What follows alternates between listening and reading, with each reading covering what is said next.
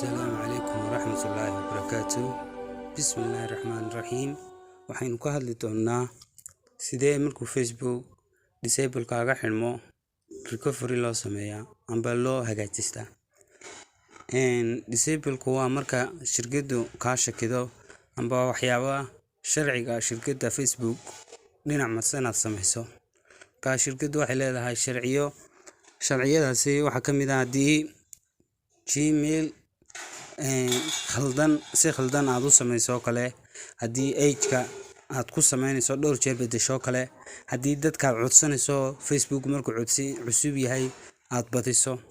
Marka waxyaabo badan amba xarakaado badan oo dad sameyso Facebook lagaga xiriyo amba disable laga saarayo jira.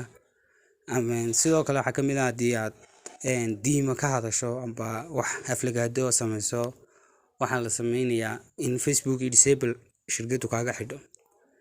marka sidee recovery loo sameeyaa?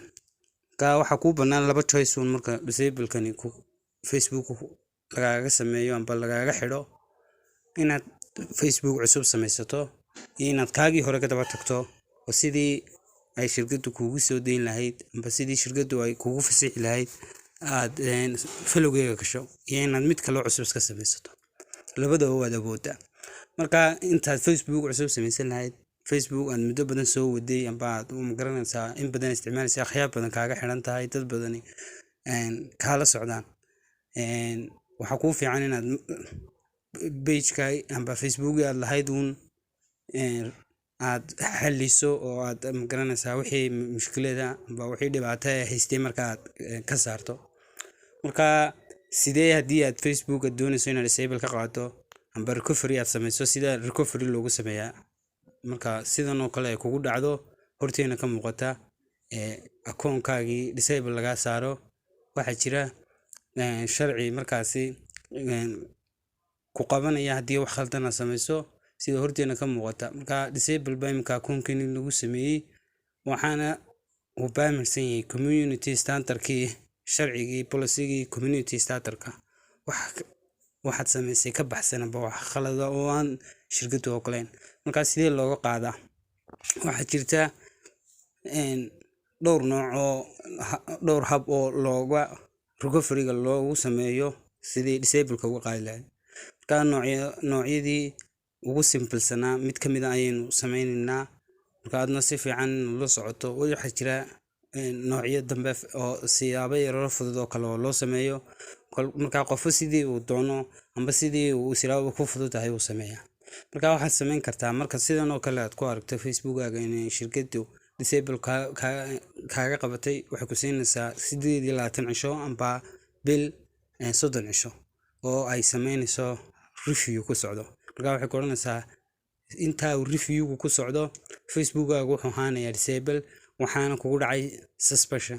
marka in laga shakiyo oo shirkadu soo eegto wixii khalad ah sameysay iyo waxyaabahaasi ayaa 30 cisho lagu siiyay. hadii marka aad inta feedback bixin weydo oo aad ka daba tagi weydo sidii aad disable-ka aad uga soo kabato amba aad magaranaysaa kaaga qaadmaa way adagtay. marka si aan disable-kaasi kugu sii yaalan intana 28 cisho amba 30 cisho dhamaanin inaad feedback bixiso shirkadda u dirto, walibana teamka feedback-ga qaabilsan shirkadda ayaad magaranaysaa wixii khalad jira aad u sheegaysaa. marka iyaga ku fasaxi kara kuna diidi kara.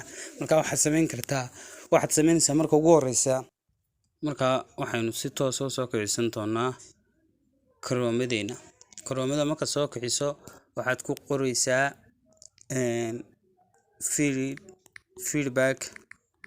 feedback about profile connection. intaasaad ku qori doontaa oo waxaad ku dhufanaysaa gooda. marka wuxuu ku soo saarayaa linkiyada. marka ka ugu sareeyaad ka dooranaysaa oo ah your feedback about profile. marka si dhex gasho wuxuu ku siin doonaa daaqad yar oo sidan oo kale ah oo qaanada yar siile. marka daaqadahan waxaad ku bixinaysaa waxyaabihii lagaaga baahnaa. waxaana lagu dhaaday information-ka bartan ku qoran inaad fahansan tahay sidana waa laga maarmaan. marka waxa lagu dhaaday si aad feedback amba wixii problem-kii jiray marka aad uga hadasho ay ku haystay marka daaqadahan waa buuxisaa. sidoo kale waxa lagu dhaaday waxaad sameyn doontaa feedback-gaaga waxaad qaadanaysaa waqti kugu filan, waxaad ku soo diraysaa si lagugu soo jawaabo feedback-gaaga emailka. Marka waanu eegi doonaana markaanu soo dirto wixii aad ka caawinaysay iyo feedback-gaagii. Sidoo kale waxaa lagu dhahday Facebook-gaagu waxaa loo baahan yahay in uu markaad waxaan qorqortay dirto inuu review haddana dib u galo oo la soo eego wixii aad soo qortay iyo wixii disable-ku kugu dhacay. Marka على كل حال waxaad samayn doontaa barta subject waxaad gelin doontaa wixii aad ka caawinaysay. Marka waxaad oran doontaa my personal account has been disabled baad oran doontaa. Sidoo kale xagan waxaad gelin doontaa emailkii amba gmailkii aad ku isticmaalaysay. Sidoo kale waxaad samayn doontaa bartan feedback waxaad soo qoran doontaa waxaad ka caawinaysay oo luqadda Soomaaliga inta ku soo qorto adoonad bedeli doontaa Ingiriisi ba ka dhigi doontaa maadaama luqadda ay leedahay shirkadda Facebook amba badanka lagu hadlaa ay tahay amba shaqaalaha ka shaqeeya ay ku hadlaan luqadda Ingiriisiga. Marka Ingiriisi baan ku soo qoray waxaan samayn doonaa copy amba paste badan sameynaya oo soo qoray. Marka hadaynu isku dayno intan xataa screenshot ka qaadan kartaa. Marka waxaan u qoran tahay aan ku soo qornay hello feedback team. Marka waxaan salaamnay feedback team-kii amba shirkadda qoladii u qaabilsanayd jawaabaha qofka caawinaya uu soo dirayo. Sidoo kale waxaanu bartan ku qornay I am the real user of this account. waxaan ahay qofka isticmaalaha account-ka disable-ku ku dhacay. Marka sidoo kale waxaanu sii qornay security system-ka si mistake ay waxaan ugu dhacay disable amba waxay ugu dhacay disable Facebook account-kaygii. Marka mana filaynin in Facebook account-kaygu disable-ku ku dhacayo marka wax community guideline-ka ka baxsan ma sameyn. Marka waxaad u cadeynaysaa oo kale sidoo kale in dib lagu furo account-kaagii oo la eego si account-kaagii dib loo soo noqoto. Aanad rajaynayso in appeal amba lagu siiyo dib lagu sameeyo account-kaagii oo aan disable-kaasi lagaga qaado si aad u sii isticmaali karto maadaama aad Facebook cusub samaysataan doonin waliba sida ugu macquulsan ee ugu dhow. Sidoo kale waxaad samayn doontaa intan hoosena waxaad u mahadnaqaysaa team-kii aad u dirisay feedback-ka. Sidoo kale waxaad qori doontaa name-ka iyo email-ka iyo sidoo kale date-kaas ku samaysatay account-ka Facebook-gaaga amba gmail-ka kuugu qoran si ay wax information oo xaqiiqa u noqoto. Marka waxaad samayn doontaa inta marka buuxiso sidaan aan u qoray oo kale u qorto waxaad samayn doontaa send baad taaban doontaa. Marka wuxuu ku geyn doonaa help center-kii account-kii imika si aad wali u xaqiiqsato wuxuu ku leeyahay waxaad samayn doontaa waxaad sii dhex gashaa magaranaysaa about center-ka intaynu sii dhex geli lahayn hawsha geli lahayn hadduu sidoo kale kugu sameeyo waxaad samayn doontaa waa iskaga bixi doontaa xagan. waxaad samayn doontaa gmail-kaaga ayaad geli doontaa. Gmail-kaaga markaad gasho waxaad samayn doontaa waxaad taaban doontaa compose oo ah markaad dirayso gmail. dabeeta xaga waxaad gelin doontaa ay ku qoran tahay shirkadda email-kayga amba qolada team-ka feedback-ga email-kooga. Marka email-ka inaad u dirto aad rabto ayaad gelinaysaa. Marka waxaad feedback-gii aan qornay baan xagana gelinaa maadaama about help center-kii noo diray markaynu diraysanay waxaad qori doontaa feedback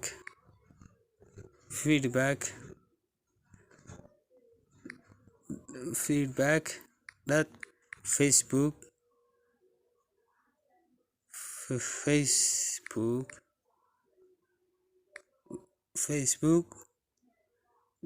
that waxaad qoraysaa feedback support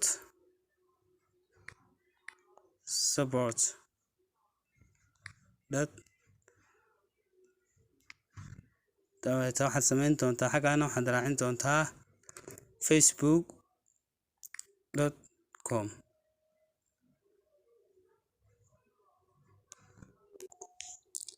Marka waxaad samayn doontaa gmail-ku wuxuu noqon doonaa kabaabi waxaynu samayn doonaa gmailka waxa weeyaan disable gmailka waxa weeyaan disable waxaad raacin doontaa support facebook.com.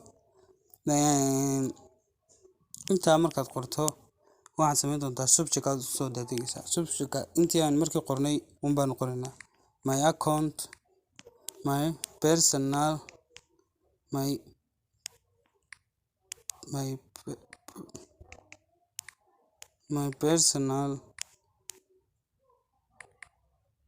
account has been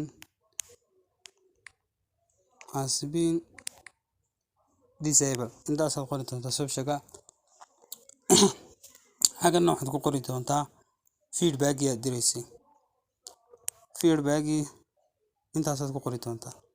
marka hore ayaynu u soo akhrinay feedbackaynu qornay oo dhammaystiran. marka mar labaad ku noqomayno. feedback waa faahfaahintii guud baynu gelinay ee aynu ka cabinaynay.